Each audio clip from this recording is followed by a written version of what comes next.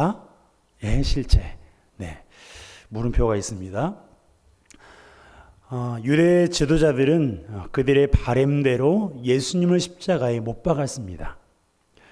로마 총독인 빌라도조차도 예수님에게서 죄를 찾을 수 없다고 말했음에도 불구하고 유대 지도자들은 사람들을 선동해서 예수님을 십자가에 못 박아 죽였어요. 더 이상 사람들을 현혹하거나 자기들에게 위협이 될 만한 사람이 없게 된 것입니다. 그런데도 자꾸 신경이 쓰이는 게 있었어요. 사흘 만에 다시 살아난다는 예수님의 말 때문이었습니다. 63절이에요. 함께 읽습니다. 주여, 저 속이던 자가 살아있을 때에 말하되 내가 사흘 후에 다시 살아나리라 한 것을 우리가 기억하노니. 유대 지도자들은 예수님을 속이는 자라고 말했습니다. 사기꾼이라고 생각했어요. 왜냐하면 예수님이 사흘 후에 다시 살아난다고 말씀하셨기 때문입니다. 예수님께서 이렇게 말씀하신 것은 사실이에요. 예수님은 십자가에 죽으시기 전에 당신의 죽으심과 부활에 관해서 사람들에게 여러 차례 말했습니다. 단 유대 지도자들이 아닌 제자들에게만 말씀하셨어요. 유대 지도자들은 제자들과 사람들의 말을 들어서 알게 된 것이고요. 그런데 아이러니한 게 있어요. 직접적으로 부활에 관한 일을 들은 사람은 제자들인데 그들은 관심이 없어요. 무서워 떨고 숨어 있을 뿐이지 예수님이 부활하실까에 대한 관심이 없습니다. 유대 지도자들만 관심이 있었어요. 그렇다고 그들이 예수님의 부활을 믿는 건 아닙니다. 그들이 관심이 있었던 이유는 제자들이 예수님의 부활을 인위적으로 만들지는 않을까 하는 염려 때문이었어요. 자, 64절입니다. 함께 읽습니다. 그러므로 명령하여 그 무덤을 사흘까지 굳게 지키게 하소서. 그의 제자들이 와서 시체를 도둑질하여 가고 백성에게 말하되 그가 죽은 자 가운데서 살아났다 하면 그의 속임이 전보다 더 클까 하나이다 하니. 유대 지도자들은 제자들이 예수님의 시체를 도둑질해서 숨겨놓고 예수님이 부활하셨습니다 라고 말할 수도 있다고 생각했어요. 굉장히 기발한 아이디어입니다. 아마 제자들이 그들의 생각을 미리 알았다면 그 방법도 있겠구나라고 생각했을 거예요. 하지만 정작 제자들은 그렇게 할 마음이 없었어요. 예수님이 부활하신다고 말씀하셨는데 어떻게 하면 사람들이 이것을 믿게 할 수 있을까? 12명의 제자가 모여서 의논조차 하지 않았어요. 반면에 유대 지도자들은 예수님이 했던 말이 자꾸 신경이 쓰였습니다. 그래서 안식일에 모였어요. 62절입니다. 함께 읽습니다. 그 이튿날은 준비일 다음 날이라 대제사장들과 바리새인들이 함께 빌라도에게 모여 이르되. 여기에 보면 준비일 다음 날이라고 나오는데요. 이 날은 안식일을 가리켜요. 유대인들은 보통 안식일에는 모이지 않습니다. 대부분의 시간을 집 안에서 보내고 있어요. 지금 이스라엘 땅에 살고 있는 정통 유대인들도 현재도 이렇게 살고 있습니다.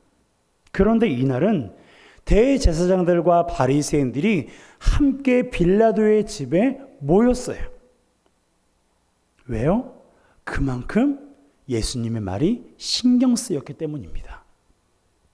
다만 안타까운 것은 다시 살아난다는 예수님의 말씀이 그만큼 신경 쓰였으면 사흘 후에 정말 그런 일이 일어날까 하는 그런 마음에 직접 무덤 앞에서 기다리면 얼마나 좋았을까라는 생각을 해보았어요.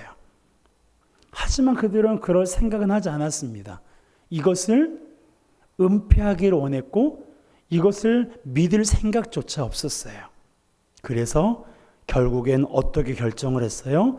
경비력을 늘려서 무덤을 굳게 지키자. 그래서 오늘 말씀 64절에서 66절에 보니까 굳게 지키자, 굳게 지키자, 굳게 지키자라는 이 단어가 3번이나 기록되고 있어요. 이것이 방편이었습니다. 목적이 뭐예요? 예수님이 다시 살아나시는지를 보려는 것이 아니라 제자들이 훔쳐가지 못하게 하기 위해서였습니다.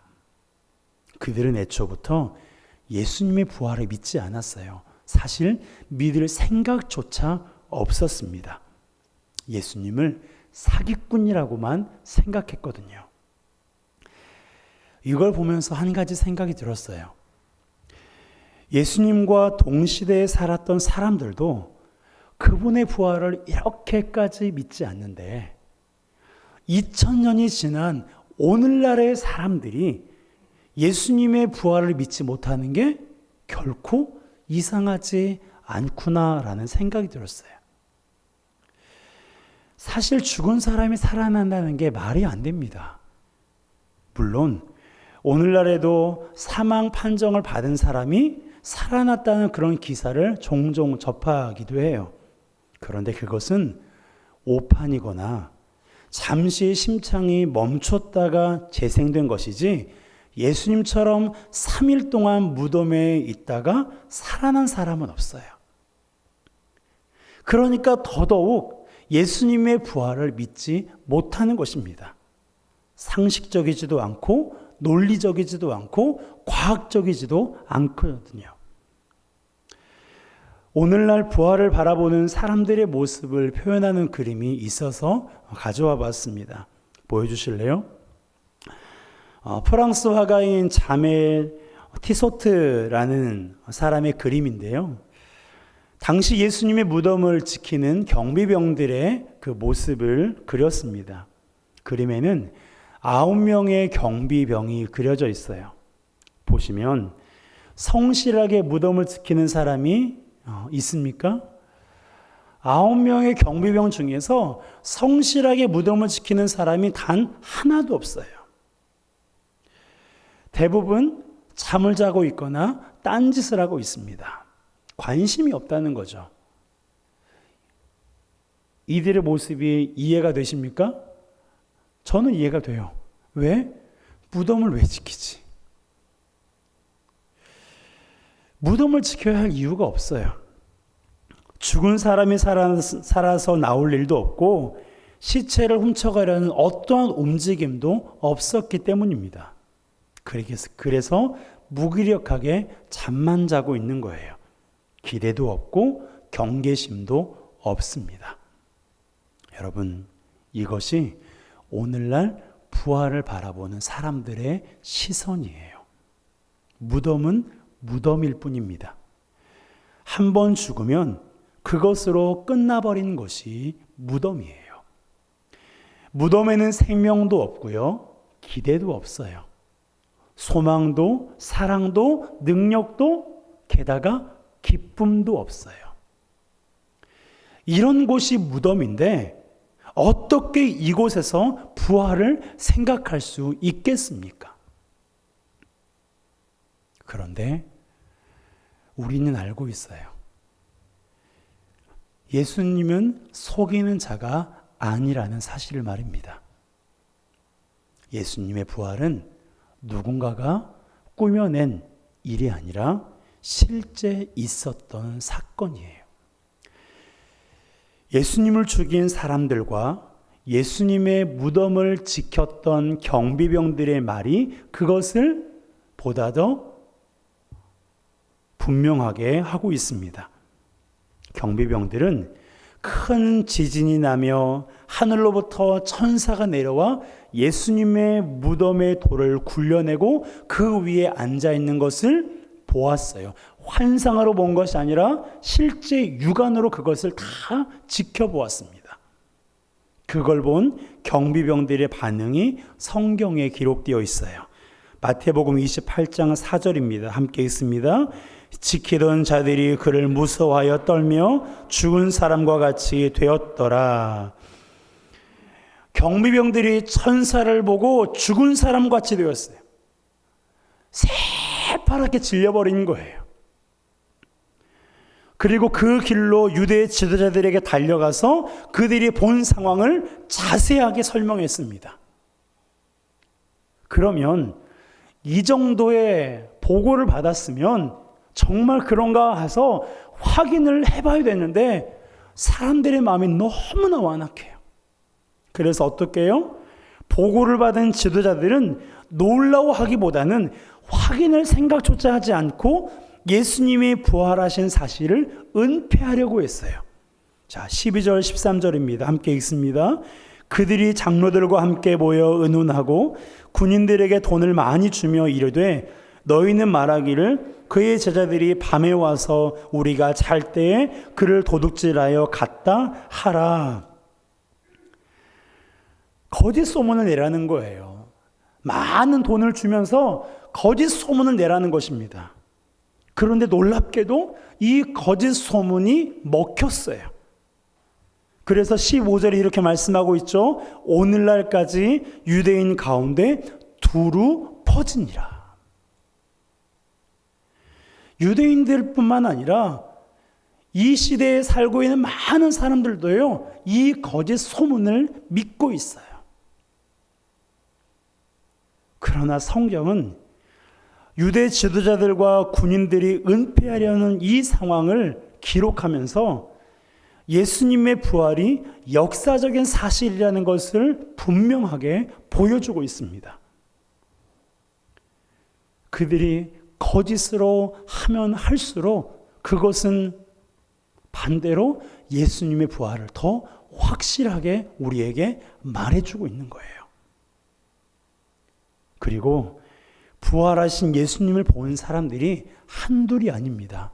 고린도전서 15장에 보니까 500명 이상의 사람들이 예수님의 부활을 목격했어요. 말씀이 좀 긴데요. 한 절씩 읽겠습니다. 고린도전서 15장 3절 제가 먼저 읽습니다. 내가 받은 것을 먼저 너희에게 전하였노니 이는 성경대로 그리스도께서 우리 죄를 위하여 죽으시고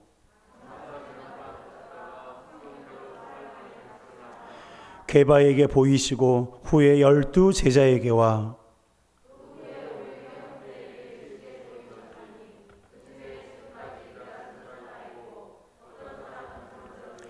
그 후에 야고보에게 보이셨으며 그 후에 모든 사도에게와 맨 나중에 만삭되지 못하여 난 자 같은 내게도 보이셨느니라. 아멘. 만삭되지 못하여 난 자 같은 사람, 사도 바울 자신을 말합니다. 나에게도 예수님께서 보이셨다. 물론 사도 바울은 담에서 도상에서 예수님의 그런 음성을 그가 보았습니다. 들었습니다. 여러분, 이렇게 많은 사람들이 예수님의 부활을 목격했어요. 예수님께서 죽으시기 전에는 여기저기를 다니시면서 많은 사람들을 만나셨지만 부활하신 후에는 그렇지 않으셨어요. 딱 만나야 될 사람들만 만나셨습니다. 그 사람들이 무려 500명 이상이에요. 그리고 성령을 받은 후에 예루살렘과 유대와 사마리아와 땅끝까지 돌아다니며 이 사람들이 예수님의 부활을 전했습니다. 여러분, 예수님은 십자가에 죽으시고 3일 만에 부활하셨어요. 예수님은 십자가에 죽으시고 3일 만에 부활하셨습니다. 예수님의 부활은 역사적 사실이에요. 사람들이 꾸며낸 일도 인위적인 것도 어떠한 미치광이나 사기꾼에 대한 이야기가 아니라 실제 이 땅에 오신 하나님의 이야기. 하나님이신 예수님께서 저와 여러분들을 위해서 행하신 기적 같은 놀랍고 위대한 일이 바로 그분의 부활입니다. 그런데요, 부활이 역사적인 사실이라는 것보다 더 중요한 게 있어요. 2000년 전에 있었던 예수님의 부활이 21세기를 살고 있는 저와 여러분과 굉장히 밀접한 관련이 있다는 것입니다. 왜냐하면 예수님의 부활은 그분에게만 해당되거나 당시 살았던 사람들에게만 해당되는 것이 아니라 우리의 존재와 연관되어 있기 때문에 그런 거예요. 예수님의 부활은 그분에게만 해당되는 것이 아니라 우리의 존재와 관련되어 있어요. 여러분, 예수님이 죽으신 이유는요, 우리의 죄를 사하시기 위함이고, 예수님께서 부활하신 것은 우리를 의롭다 하시기 위해서예요. 의롭지 않은데, 하나님 앞에서 거룩하지 않은데, 그런 우리를 의롭다, 거룩하다고 하나님께서 말씀하신 것이, 보여주신 것이 예수님의 부활입니다. 그래서 누구든지 예수님의 죽으심과 부활을 믿으면 하나님의 자녀가 되고 영원한 생명을 소유하게 되는 거예요. 그뿐만이 아닙니다. 예수님의 부활을 믿으면 세상에서 두려울 게 없어요. 우리는 살아가면서 두렵고 불안하고 염려되는 일들 참 많이 있습니다. 저도 있고요. 아마 이 시간 예배하는 여러분들에게도 그런 것들이 있을 거예요. 아직 해결되지 않는 내 삶의 두려움, 아직 해결되지 않는 내 삶의 어려움과 불안한 요소들이 분명히 있을 겁니다. 그런데요, 그 중에서도 사람들이 가장 두려워하는 것이 뭘까요? 세상 모든 사람들이 두려워하는 것은요, 죽음이에요. 죽음 앞에서는 세상의 모든 것이 무기력해집니다. 아무리 많은 것을 가지고 있고 아무리 위대한 일을 한 사람도 죽음 앞에서는 아무런 손도 쓸 수가 없어요. 그런데 우리 주님은 죽음을 이기셨습니다. 죽음을 이기시고 우리에게 생명과 소망을 주신 거예요. 그러니 우리에게 뭐가 두려울 게 있겠어요? 인생 잠시 힘들 수 있어요. 넘어질 수도 있고 불가능해 보일 수도 있고 나 혼자 있는 것처럼 느껴질 때도 있습니다. 어떤 분들은 그런 상황에서 절망을 느끼고 죽음을 생각하지만 부활하신 주님을 믿으면 그 상황도 이겨낼 수가 있는 거예요. 왜요? 우리 주님은 사망 권세를 이기고 부활하셨으니까. 그리고 그 부활하신 주님이 내 안에 거하고 계시기 때문입니다. 여러분, 나의 죄를 사하시기 위해 십자가에 죽으시고 나를 의롭다 하시기 위해 부활하신 예수 그리스도, 그분을 믿으시기를 주님의 이름으로 축복합니다. 그리고 이 주님을 아직 마음속에 모셔드리지 않으신 분들은 오늘 그 주님을 마음속에 모셔드렸으면 좋겠어요. 나의 죄를 사하시고 부활하신 주님, 내 안에 들어오세요. 내 안에 들어오셔서 나의 주인이 되어주시고 나의 하나님이 되어주세요. 나의 삶을 하나님의 선한 길로 인도하여 주시옵소서. 여러분, 한번 우리 안에 들어오신 예수님은 결코 우리를 버리지 않으세요. 이 땅에 수많은 고아가 있는데 그 고아들처럼 우리를 주님이 버리지 않습니다. 결코 우리를 떠나지 않으세요. 주님은 언제나 우리와 함께 하시고 영원토록 우리를 사랑해 주십니다. 우리를 향한 하나님의 사랑 배신하지 않아요. 사람은 우리의 마음을 아프게도 하고 어렵게도 하지만 우리 주님은 결코 우리의 마음을 괴롭게 하지 않으십니다. 여러분, 우리 주님은 세상 모든 사람을 위해서 십자가에 죽으신 게 아니에요. 세상 모든 사람을 위해서 부활하신 것이 아닙니다. 여러분, 한 사람을 위해서 십자가에 죽으신 거예요. 여러분 한 사람을 위해서 3일 만에 부활하신 것입니다. 주님의 부활이 내 안에 나와 상관이 있을 때 우리 안에 부활의 능력을 경험할 수 있고 부활의 소망을 가지고 살아갈 수가 있는 거예요. 이것이 아니면 예수님의 부활이 그분에게만 해당되는 일이라고 우리가 생각한다면, 역사적인 사실인 것으로만 우리가 믿고 있다면 부활의 능력과 부활의 소망은 우리의 삶에 아무런 것도 역사하지 못합니다. 부활하신 주님을 우리가 믿을 때, 그분을 인격적으로 우리가 마음속에 모셔드릴 때, 그리고 그분이 내 안에, 내가 그분 안에 거하고 있다는 믿음이 우리 가운데 있을 때 주님의 놀라우신 은혜를 우리가 맛보아 경험할 수 있는 거예요. 여러분, 우리 예수님께서 누구를 위해서 십자가에 죽으셨다고요? 나를 위해서. 우리 예수님께서 누구를 위해서 3일 만에 무덤에서 부활하셨습니까? 나를 위해서. 우리가 아니에요. 나를 위해서 부활하셨고 나를 위해서 죽으신 거예요. 이것을 믿는 자는 풍성한 삶을 누립니다. 이것을 믿는 자는 하나님의 놀랍고 위대한 일들을 경험할 수가 있어요. 이것을 믿는 사람은 죽음, 인생의 괴로운 일들 두렵지 않아요.